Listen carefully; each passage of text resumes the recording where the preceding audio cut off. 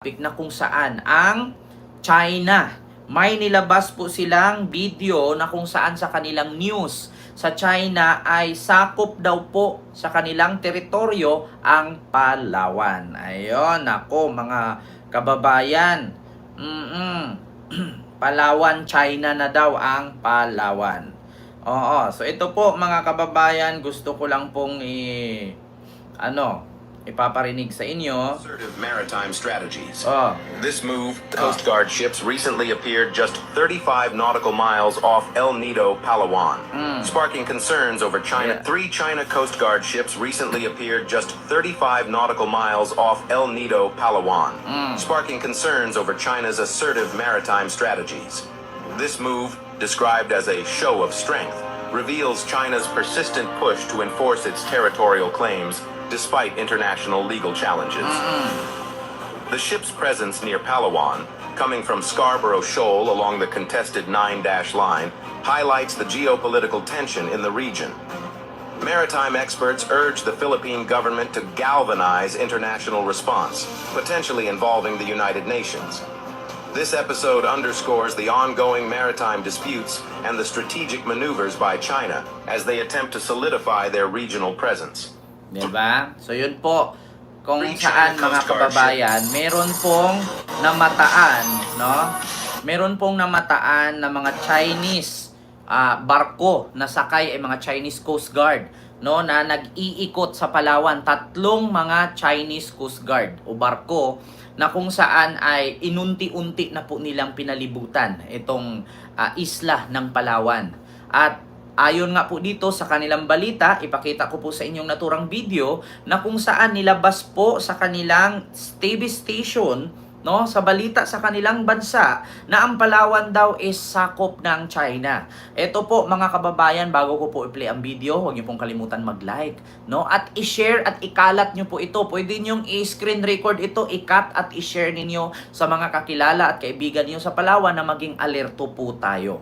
So ito po mga kababayan, ipakita ko po sa inyo, kung nakita nyo po, may guhit po dyan na dilaw, na kung saan ay yan daw po ay sakop ng China. Kung may makikita kayong dilaw dyan at may dalawang barko na paikot-ikot, yan daw po ay sakop ng China. At pinakita at pinalabas na po ito sa bansang China ang naturang balita. So ito po mga kababayan, ayan, kung nakita nyo, meron pong tinatawag na guhit, no? Yan po yung tinatawag na 9-dash line. Oo, na tinatawag ng Pilipinas sa sakop ng ating arkipelago. Ngunit sapagkat bagamat di umano, ito daw po ay pagmamay-ari ng China ang Palawan.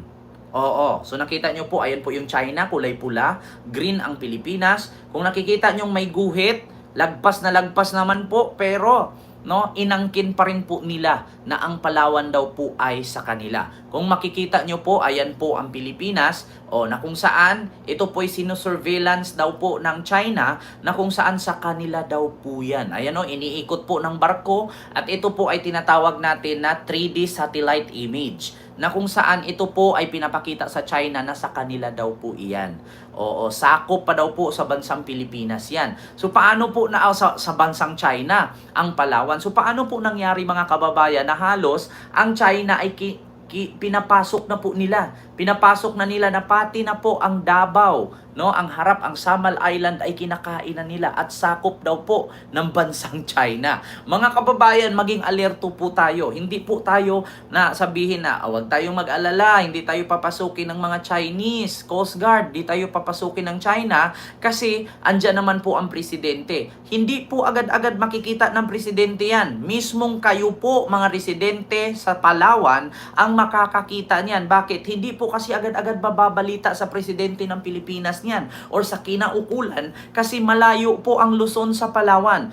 Ngaya nga po, mga kababayan, maghanda po at maging alerto po kayo kung meron po kayong makikita na mga kakaibang barko, mga malalaking barko na may mga flag ng China, yan po ay mga Chinese Coast Guard, hindi po yan mga Filipino Coast Guard. Kaya kung may makita po kayo dyan na mga nagmamasid-masid, no, may mga paronda-ronda, ay dapat ipagbigay alam nyo na po yan sa sa kaukulan or sa gobyerno ng Pilipinas, lalong-lalo na sa mga kababayan natin dyan sa Palawan ng mga mangingisda. Kayo po yung laging umiikot dyan, no? Kapag may napansin po kayo mga kakaibang bagay, lalong-lalo na hindi nyo po kilala ng mga malalaking barko, ay ipagbigay alam nyo na po ito, no, sa otoridad para makapaghanda na po ang Pilipinas. Hindi po yung ganun-ganun na lang. Kasi nga ito po black propaganda po ng China. Pinapalabas na po nila ito sa kanilang balita na ang Palawan daw po, o kung nakita nyo po may tumatakbong barko, yan po ay 3D image or 3D satellite video na kung saan sakop daw po ng China ang Palawan. So nakita nyo naman po, dito makikita nyo, ayan, meron silang tinatawag na 9-dash line na kung saan, kung may tumatakbo-takbo na kulay puti, sakop pa daw po nila. Hanggat kinulayan nila ng kulay pula, ay sa kanila daw po yan. Ngayon mga kababayan, nakita nyo naman po ang naturang video. Ang tanong ngayon, sino ba ang dapat sisihin dyan? Sino ba ang dapat pukulin or sino ba ang dapat managot dyan? Ang dapat po managot dyan, yan po yung mga mga dati, mga nakaupo sa gobyerno na kung saan pinabayaan nila at hinahayaan nila na masakop at mapasok at magkaroon ng power ang China na mangamkam ng lupa sa Pilipinas. Kaya nga sabi ko sa inyo mga kababayan, may tanong ko lang po, handa po ba kayong bumuto sa mga politiko na mga pro-China? Kayo na lang po, hindi naman. Actually, lahat naman po siguro ng mga nanonood po sa aking live ngayon, diba? Sir Jeffrey Tizon, Dolores Ramulacio, JD, sabi ni JD, ayos dyan para dual citizen na tayo. Actually JD, kung magiging tanga, wag ka namang damay, ikaw na lang. Diba? Alam ko naman po mga kababayan na kayo po ay hindi po, hindi po kayo ngayon lang nanood sa aking live at higit sa lahat, hindi lang po kayo nanonood sa akin. Marami din po kayo mga pinapanood na vlogger at hindi lang din po ako ang merong vlog or live sa patungkol sa pagsakop ng China sa Palawan. Ang next target nila ay ang Palawan daw. So ngayon mga kababayan, alam nyo naman po kung sino po yung mga politician sa Pilipinas na pro-China. Hindi ko na po pangalanan dito isa-isa. Actually, sasabihin na naman nila ito ay black propaganda ng mga BBM vloggers, di ba? Para siraan sila. Kayo na lang po mga kababayan ang magbasa, manood at tumingin kung sino po ang mga politician ngayon na tumatakbo sa midterm election, lalong-lalo na yung mga kongresista at mga senador, na pabor sa China. So hindi ko na po pangalanan, alam nyo naman po, ang sabi nga ni Pangulong Bongbong Marcos, yung ibang mga politician dyan, parang inutusan lang ng bumili ng suka at nakatanggap ng COC, ayun, tumakbo ng senador. Yung ibang politician dyan, pag nilapitan ng medyo may malinis-linis na hitsura, nagpapapicture, di ba? Pag nilapitan ng pulubi na nagtitinda ng sampagita, pinandirian at iniwan. Di ba? Next, El Nido ang target, di ba? Ma'am Elenita Piring. Alam nyo naman po, mga kababayan, Jeffrey baby, ba't umalis ka? Sabi ni Saingan Sara, di ba? Alam nyo na, mga kababayan at mga kaibigan. Alam nyo naman po kung sino po yung mga politician na mga pro-China, di ba? And according nga kay GB Ejercito at kay Katrina Ponce Enrile ng CESA, ang sabi nga niya, meron daw mga vloggers ang Duterte administration noon na pinunduhan daw ng China. Meron nga daw silang mga social media influencer na kung saan binunduhan daw ng milyon-milyon peso mula sa China para siraan ang administrasyong Marcos. Kung hindi po totoo yan, ay di sana kinasuhan na si JB Ejercito at itong si CESA, Katrina Enrile, di ba? Anong sabi ni Katrina Enrile? Papanood natin sa inyo, Ma'am Silva Glory, Ma'am Rosana Regudo dyan sa Europe, may galab shout out. So ipapanood natin sa inyo, mga kababayan, na kung saan bayad ng China, di ba? Ang mga Filipino vloggers, di ba? Sabi nga niya sa kanyang talumpati, kamakailan lang, di ba? Eto ipapanood ko sa inyo.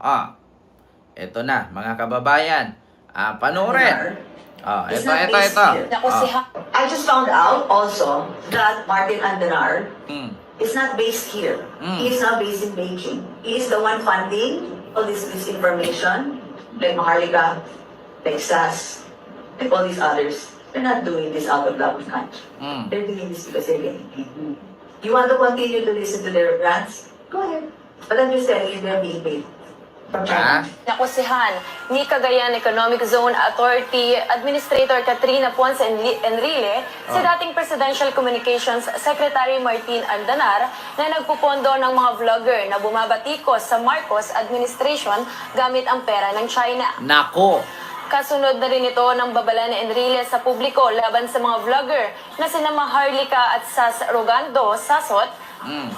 Ayon kay CISA Chief, may ulterior motives ang mga nasabing content creator at nakikinabang lamang sa pera ng China. Nako. Samantala, mariing itinanggi ni Andanar ang paratang at tinawag itong fake news. Nako. Ayon sa dating cabinet secretary, mag-research na lang daw ng konti upang hindi mapahiya sa dulo at mabansagang mema o may masabi lamang.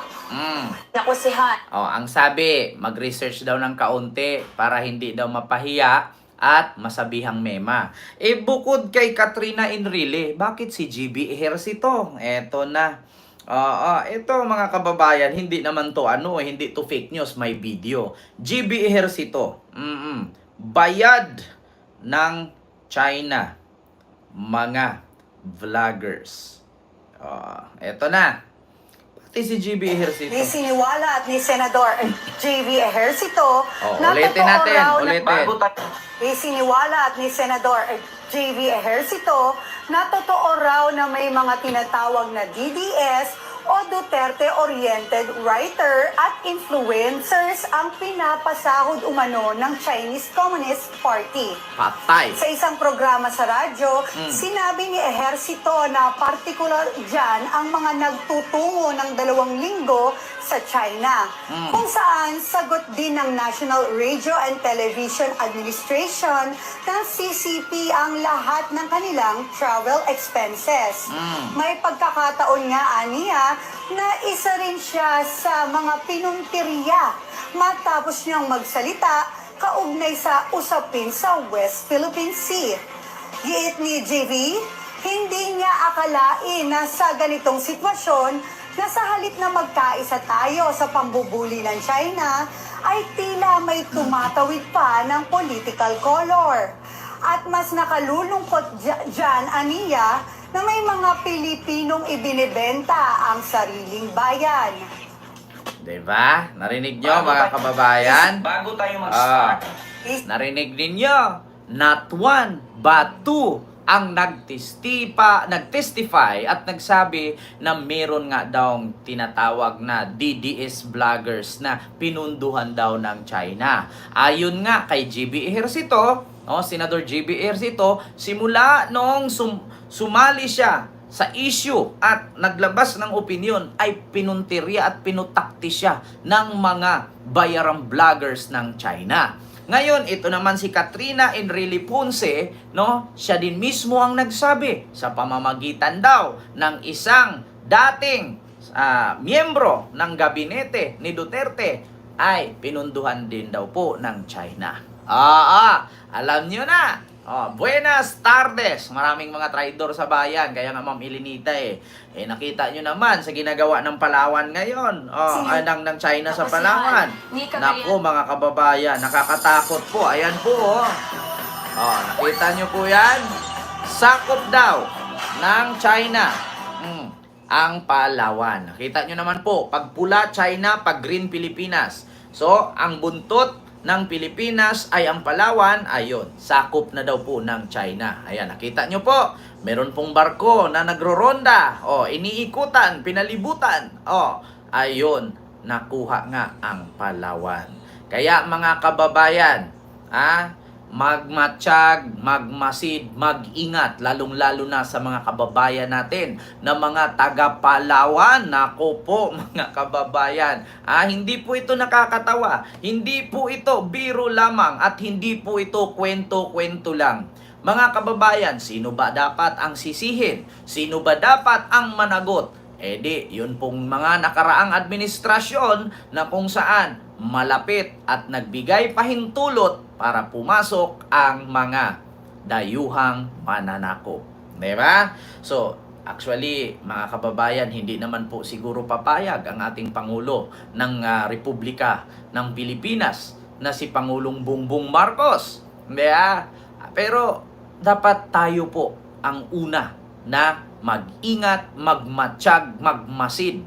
Grabe po talaga mga kababayan, lalong-lalo na sa mga taga Palawan. Huwag po kayong kampante, ha? Dapat mag-ingat po kayo diyan, dapat magbantay, no? At pag may nakita kayong mga kakaibang bagay o mga kahina-hinalang bagay, lalong-lalo na pag singkit ang mata at may ginawang hindi maganda, ipagbigay alam sa otoridad at i-report ninyo agad. Katulad lang nung nakaraang nabalitaan na may mga Chinese spy diyan sa Palawan. Oo. Nakita nyo mga Chinese spy dyan na kung saan nagrenta lang ng isang kwarto sa resort, no? Na kung saan naglagay ng mga CCTV.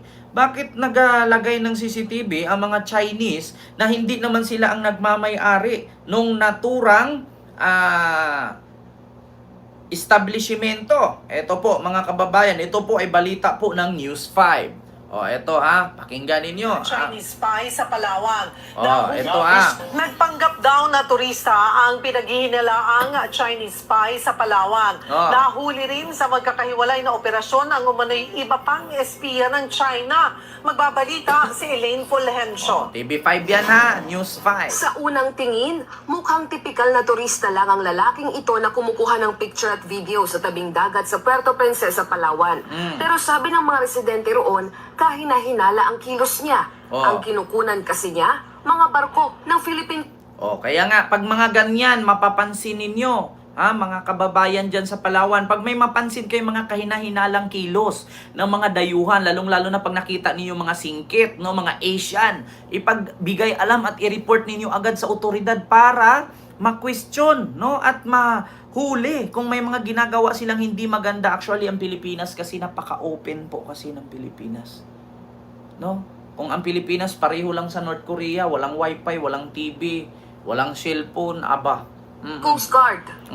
Kwento ng testigong si alias Lady, nagulat siya nang malamang naglagay ng CCTV sa lugar ang turista. At ayan, wala itong pahintulot. Doon ako nagdududa. Bakit siya naglagay ng CCTV doon? Turista lang naman siya eh. Kahit nga ikaw na Pilipinong-Pilipino, kapag pumunta ka sa Palawan at mangupahan ka doon ng isang kwarto at magbakasyon ka doon, wala kang karapatan magkabit doon kaya hindi naman ikaw may-ari ng naturang establishmento. Parang kahina-hinala yung kilos nila kasi nakaharap po doon sa West Philippine Sea. Kasi doon po ang daanan ng barko ng mga Navy. Coast Guard, Philippine Navy. Kinunan daw ng video pati ang naval detachment sa Ulugan Bay na bahagi ng Naval Forces West. Nagpapalipad din po sila ng drone. Nagpapalipad pa daw ng drone. Sa investigasyon ng NBI, nagpakilalang Taiwanese national sa mga